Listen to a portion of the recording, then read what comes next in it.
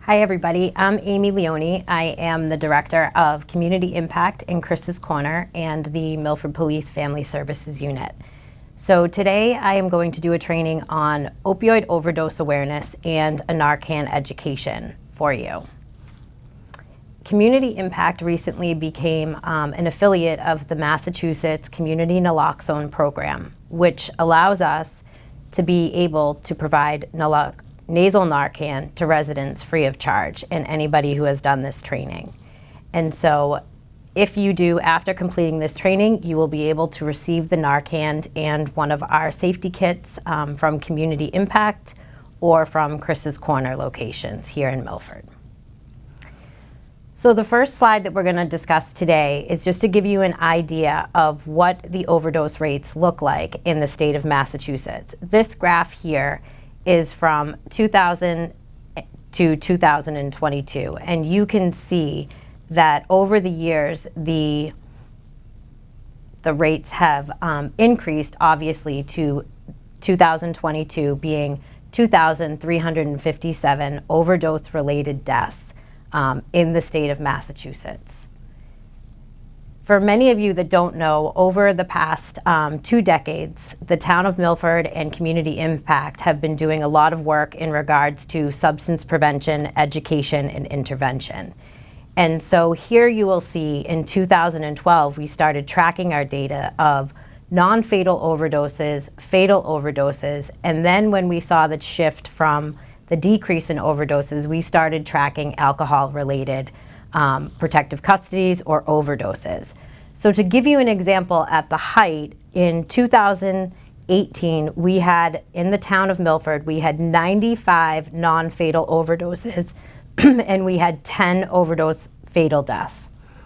In 2019, we reduced it to 72 with 2 fatalities. In 2020, we reduced it to 4 with 2 deaths. And now bringing it down to 2023, we are at 25, we were at 25 overdoses, 3 related deaths. Now in 2024, as you can see, the consistency of our efforts, we are at 21 overdoses with 0 deaths right now in November. So for some of you who are asking, it's like, what are opiates and how do they work? And so opiates can either be derived from opium poppy or synthetically manufactured. And so there is a depressant within the opiate that slows down your central nervous system. And so it reduces the pain by blocking the pain receptors. That's why it's given when somebody has an injury or, is in a lot of pain for a medical reason. When people are using it, it can make them feel warm, it can make them feel drowsy, and sometimes even like a little content, like they're just really relaxed. So there's different factors that can affect, obviously, the strength of the opiate and the length that it's in the body. And so this in turn affects the timing of the opioid overdose. So, you can get extended release opiates, you can have short release. The administration on the streets can be injection, it could be oral, it could be transdermal, and then obviously the strength, meaning the milligrams, is what it can happen. So when you look at the overdose, an opioid overdose, when you are looking at that, it's more of that respiratory depression where people will stop breathing. You'll start to see that. They'll be unresponsive because of the opiate. So the amount of strength that causes that overdose differs from person to person. So sometimes you'll hear somebody who comes out of a rehab and they will go back to the particular milligrams or however they were using it to that same level, and they will have a sudden overdose, even though because their tolerance is now less than it was previously. In an opioid overdose, the breathing's going to slow down before it stops. So you'll start to see that breathing just slow, and it's very shallow, and sometimes it can be within minutes and sometimes it can be hours after that happens. What we're seeing now is fentanyl. We're seeing it in pressed pills, we're seeing it just purely as fentanyl, and so that can take seconds. So where the opiate could take a longer time, the fentanyl overdoses happen within minutes, seconds, whatever that may be. So when you're looking at somebody who could be signs of overdose, you're going to see that unresponsive to any physical or verbal stimulation. So if you're yelling at them, calling their names, you're kind of hitting them. People will say, like, I slapped them in the face, they didn't respond. They're just not going to be responsive to that. Then, like I said, you're going to see that slow breathing. That's their respiratory depression. Then you're going to hear the most fearful thing, which is that deep snoring or that gurgling. And for some of you have been in the presence of somebody who is overdosing, that deep snoring and that gurgling is something that you will never forget and something that you've probably, hopefully, never heard before. You will start to see that their color is turning like a bluish purple, but almost like a gray. And you'll see that within their face, their lips for sure, and then obviously on their fingertips. If their eyes are open, you will see those pinpoint pupils, and they'll obviously have a slow pulse. So those are the signs to look at if you suspect that somebody is overdosing. With the naloxone, which is the training that we're here today, that basically what that does is it temporarily reverses the effects of the opiates, so of the opioid overdose. That's by blocking the opioid receptors from attaching to the opioid receptors in the brain. So they will basically take them away. And so when you give somebody a dosage of Narcan, that will last in their body approximately 30 to 90 minutes. So that is why it is so important that after somebody has had a non-fatal overdose that you still call 911, they still go to the hospital, because the potential of them overdosing again is still there. So it's not like they might just overdose once, they could overdose multiple times. And so a person, when they do have a non-fatal overdose, they may need multiple doses of the Narcan, depending on whatever that strength and the purity is of the opioid that they took. So many people will say, kind of, what are the side effects of that naloxone withdrawal symptoms? What are you going to see? You're going to see a lot of anxiety. When somebody wakes up from being given Narcan, they might be combative. They're kind of disoriented. You might also see that they're having kind of like flu-like symptoms. They have chills, they have runny noses, they're kind of discomforted, they may be vomiting. That is something that happens when people go through withdrawals. They sometimes have diarrhea, and they also have that craving for the opioid. So you have to remember that we have just woken them up from their high. And so they may have that craving to go back to that current batch that they just did, or when they're released from the hospital, all they're thinking about is using again. That is something that does happen, and just is something for you to be aware of. For some of you, when you get the Narcan, just to think about, how do we take care of it? What do we do with it? So you want to protect it from the sunlight. So it being in your glove compartment or right on your dashboard or something, you don't want it in the direct sunlight. Obviously, they say not to keep it in your glove compartment because of the exposure of the temperatures. But if you have it in there, just make sure that between 59 and 86 degrees, it shouldn't be there. It should be stored within that room temperature, so to speak. And obviously, the Narcan is a 2-year prescription, or a 2-year expiration date. So you want to replace it before it expires. If you do have one that is over 2 years, still use it. If you're in that situation, still use the Narcan. There still is going to be some potency. It may not be the same as a new prescription, but I would still use it. And then you can always have it replaced at Chris's Corner or Community Impact if you needed a new one. And as it says, you can still use it even though it's expired. How do we prevent these overdoses? What do we actually do? So recognizing the risks can help to prevent that overdose. Factors that prevent a person's risk of overdose, can include the dose, the change in the purity, if they bought it from somebody new, and there's more fentanyl in it, or the purity is a little bit different. If that person had previous non-fatal overdoses or near fatal overdoses, that can also be an issue. Like I said, somebody who gets out of a treatment program, their abstinence and, the changes in their tolerance, that can also cause an overdose. One of the other things is unsupervised, being alone using drugs. So with people who are addicted to drugs and alcohol, there's a lot of shame and guilt within that. And so you will find that many people will do drugs alone or drink alone. So it's normal if somebody is in their car and that's where you might see them using.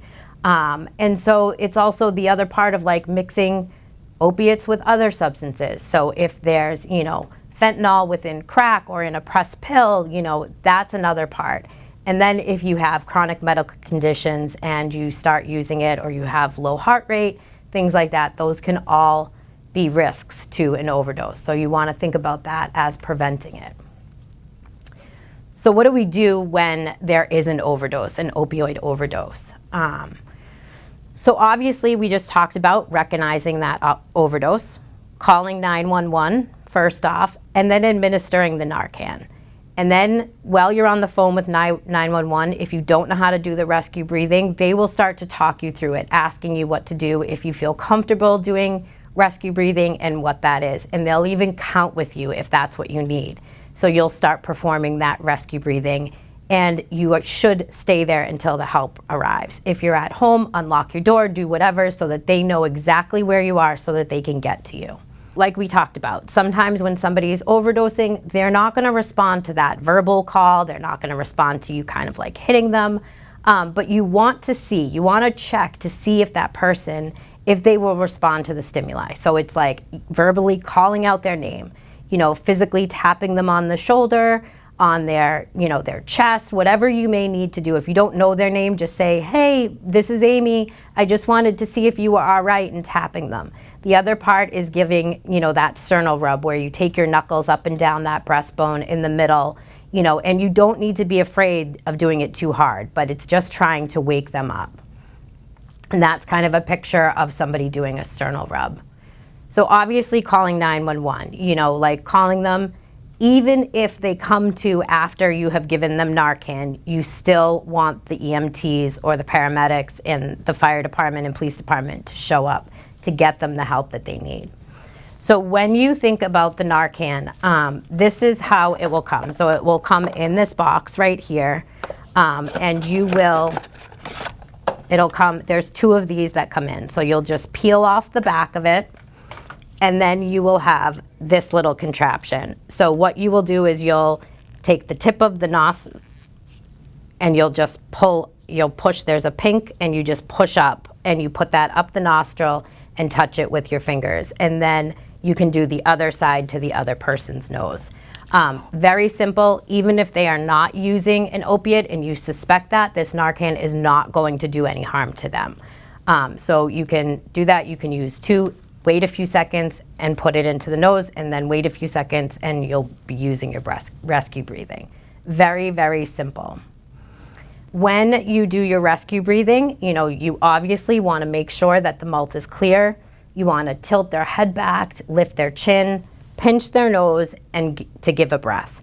And so you give 1 breath every 5 seconds, and you watch to see if the chest rises and falls. If you're trained in CPR, then you would obviously proceed to give those chest compressions if you felt no pulse. So one thing to remember is to stop those rescue breaths after 3 minutes and give another dose of Narcan if the person has not woken up. Once the person begins breathing again, 8 or more breaths per minute, you can stop the rescue breathing and monitor them until somebody gets there to help you.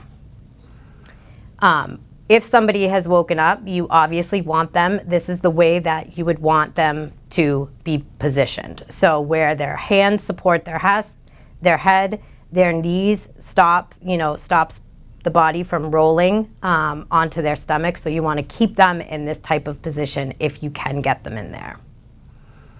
So how do you know? The question is how do you know if somebody has received enough Narcan? They'll start to become alert. They'll be responding to that verbal or their physical stimuli. And like we just said before in the previous slides, they'll be breathing 8 or more breaths per minute. So you'll start to see that. After completing this training, you will be able to get the 4 milligrams of Narcan, as well as one of our safety bags. And so Family Services Unit and Chris's Corner have come together, and we have created these bags that has a breathing mask, it has fentanyl strips in it, it has a dosage of Narcan, and then it says how to use both of them. How to use the fentanyl strips, how to use the Narcan. So that if you had a loved one that you needed to give this to, you could give them this to them, and they would still have the mechanisms of how to use the Narcan. If there is, obviously you can get the Narcan at Chris's Corner, which is down at 12 Main Street, and then Community Impact is at 12 Congress Street.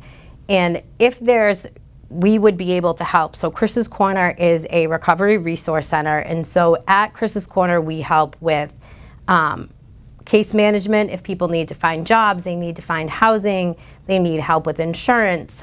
We have recovery coaching. We can help get people into programs, into detox, into PHPs. And we can also just help with their recovery coaching and developing that wellness plan and moving forward to possibly needing therapy or referring to medication. We do have Wayside Trauma is in there, and they do some trauma counseling and sexual assault counseling. We have groups constantly. Every single day we have coffee hours. We do a lot of community events. There's tons of things to be able to get involved in, because one of the main things is that when you're struggling with addiction or you have a loved one that's struggling with addiction, the hardest part is that isolation that you feel. So with Chris's Corner and Community Impact and the Family Services Unit, we really are trying to build that community and connection for people so that they feel like they have a support system. They have a family that they can go to and people that are genuinely looking out for their best interests and wanting to help them.